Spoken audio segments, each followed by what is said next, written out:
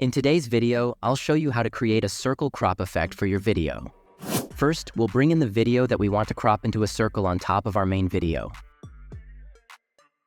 Then, we'll slightly reduce the scale of the video to make it easier to apply the circle crop effect.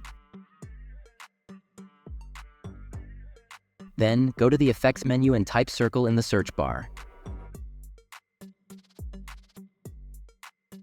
Here, the circle effect will be inside the Video Effects folder. Let's grab it and leave it to the video.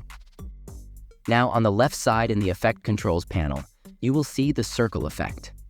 At the very bottom of this effect, you'll find the blending mode. Click on the box next to blending mode to reveal a list of options. Select the third option from the list.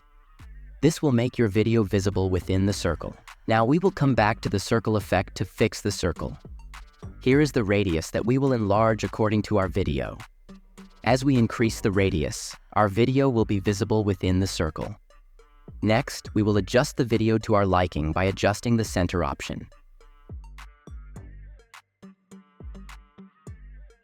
With the video set as desired in the circle, we will now set the position and scale of the motion option to set our circle to another desired location in the main video.